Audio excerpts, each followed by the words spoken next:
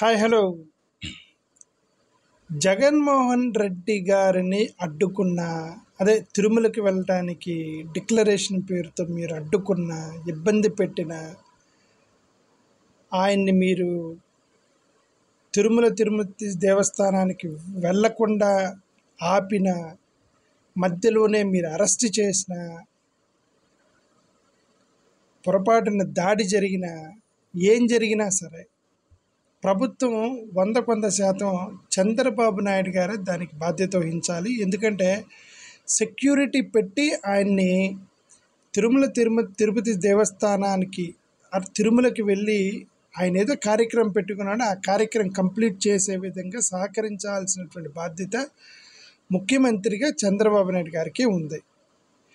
ఏమాత్రం జగన్మోహన్ రెడ్డి గారిని అడ్డుకున్నా, ఆయనకి పోలీస్ వ్యవస్థ మీరు సహకరించకుండా ఆయన ఇబ్బంది పెట్టి మధ్యలో అరెస్ట్ చేసినా, హౌస్ అరెస్టులు చేసినా, ఆయన అక్కడ దాకా వెళ్ళనీకపోయినా, ఇలాంటి ఏం జరిగినా సరే అది జగన్మోహన్ రెడ్డి గారి మీద దాడిగా పరిగణించేది లేదు, భారత రాజ్యాంగం మీద దాడిగా పరిగణిస్తాం.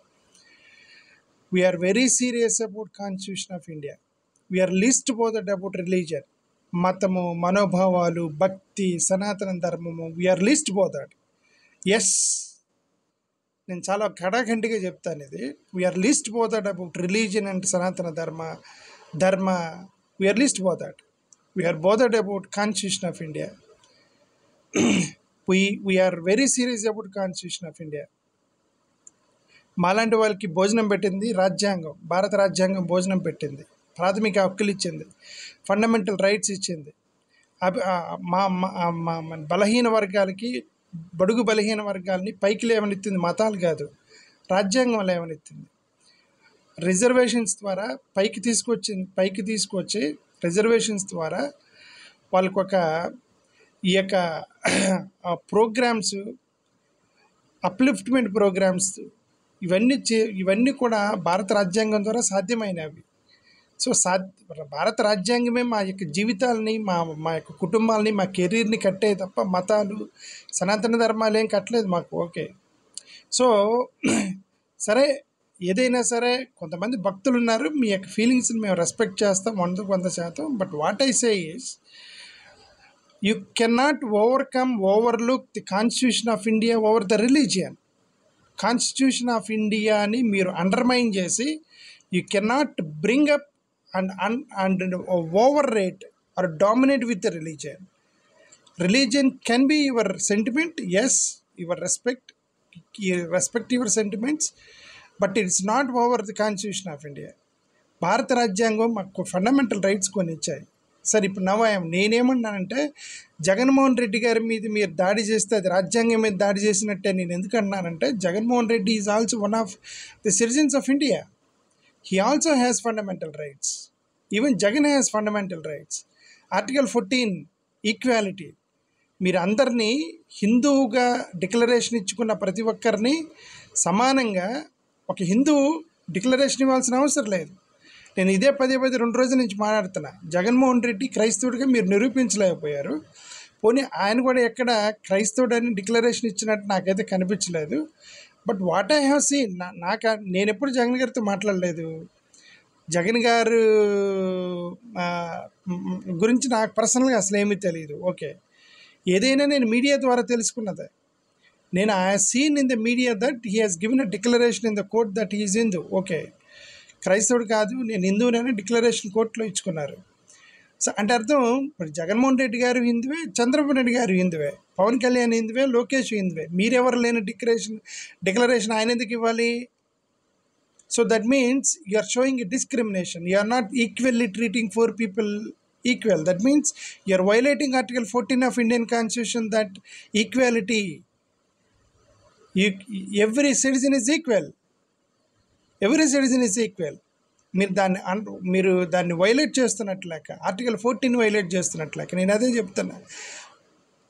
ఏ మతం కూడా, దేశంలో ఉన్న ఏ మతము, ఏ సెంటిమెంటు, ఏ ధర్మాలు కూడా భారత రాజ్యాంగం కంటే గొప్పవి కాదు.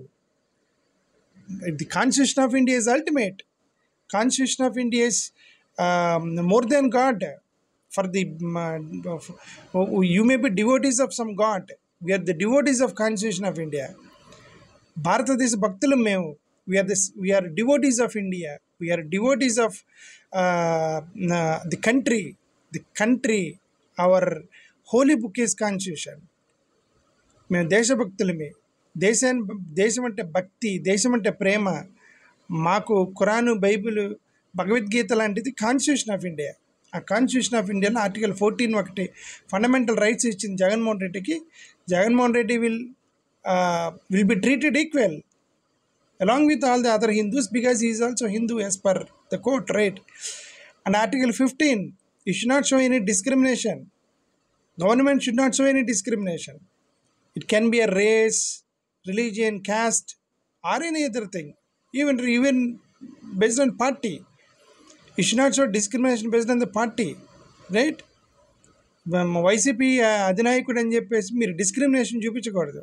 This is also violation of constitution of India. Article 19, he has liberty, personal freedom. ఆయన తిరుమలకి వెళ్తానంటే వెళ్తాడు.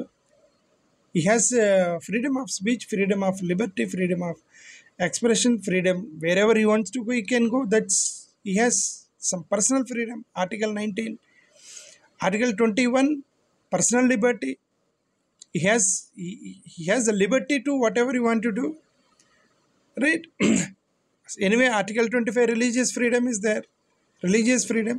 See the article 14, 15, 19, 21, 25 ఇన్ని రాజ్యాంగ ఫండమెంటల్ రైట్స్ని మీరు వైలేట్ చేయకూడదు. జస్ట్ మతం పేరుతోటి, మనోభావాల పేరుతోటి, ధర్మాల పేరుతోటి. You should not undermine are overdone against constitution of India. So ఇది ఏమాత్రం జగన్మోహన్ రెడ్డి గారిని మీరు అడ్డుకున్నా సరే ఇది రాజ్యాంగం మీద దాడిగా పరిగణిస్తాము. రాజ్యాంగ హక్కుల మీద, ఫండమెంటల్ హక్కుల మీద దాడిగా పరిగణిస్తాము. జగన్మోహన్ రెడ్డి గారిని మీరు ఏమాత్రం ఇబ్బంది పడ్డా సరే అది రాజ్యాంగ ఉల్లంఘనగా పరిగణించాల్సి వస్తుంది. చంద్రబాబు నాయుడు గారికి 100% మేము ప్రశ్నించాల్సి వస్తుంది. కాబట్టి treat him as a citizen of India. He wants to go do some program in Tirumala. Allow him, let him go. ఇప్పుడు ఈరోజు జగన్ గారిని అడ్డుకుంటారు, రేపొద్దు మమ్మల్ని అడ్డుకుంటారు, రేపొద్దు మా కమ్యూనిటీల జనాలను అడ్డుకుంటారు. నేను I don't mind to repeat again and again that religion did not give us food. Religion did not give us life. Constitution of India has given us life. ముఖ్యంగా especially for lower కమ్యూనిటీస్కి భారత రాజ్యాంగమే వాళ్ళ యొక్క జీవితాలను కట్టింది. కాబట్టి భారత రాజ్యాంగం మాకు బైబిల్, ఖురాన్, భగవద్గీత లాంటిది. ఆ రాజ్యాంగ ఉల్లంఘన కనుక జరిగితే ఆంధ్రప్రదేశ్లో ఒప్పుకునేది లేదు. Thank you.